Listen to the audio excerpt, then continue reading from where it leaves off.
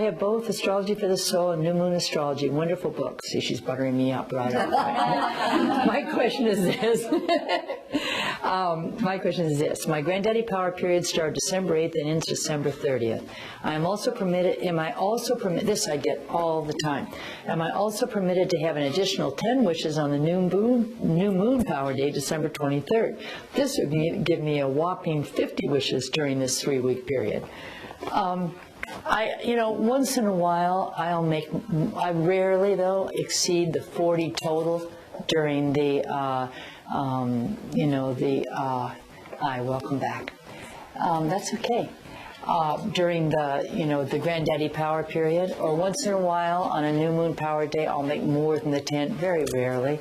Because again, the power of focus is what keeps it coming true. The way I use the Granddaddy power period is, you see, that is a very magical time. When the Granddaddy power period is happening, it happens when the sun is in your 11th house. And the 11th house, do any of you have planets in the 11th house or know of that? Okay. It's an attunement to the angels, so to speak. It's an attunement to the future. So it's like it's a direct connection with whatever planet you have into that in the 11th house, with the future, with networking, with what's going to happen. It's like an open access. So when the transiting sun is in the 11th house, which is when the new moon power period is for each of you, and if you don't know what that is, you can get it, again, free on the website. janspiller.com, since we didn't mention that in the second section. You will get an idea of what you want that you maybe don't have right now. Right now what you want is like based on history, right? Or on current necessity. It's not based on new insights particularly. But during the Granddaddy power period, that's why I never make... Still intuitive at that point? Yeah. All of a sudden you realize, it's like maybe you're thinking, that you want one thing and that's going to make you happy, this one thing. If I just get this one thing, I'll be happy. And all of a sudden when the sun is in the 11th house, which is your new moon power period, which lasts, 3 weeks to 5 weeks, depending upon, it's a math calculation. All of a sudden you realize, what would make me happy is taking up a knitting class. I should take a knitting class. And it's like came out of nowhere. That's the stuff that happens when the sun is transiting through your 11th house.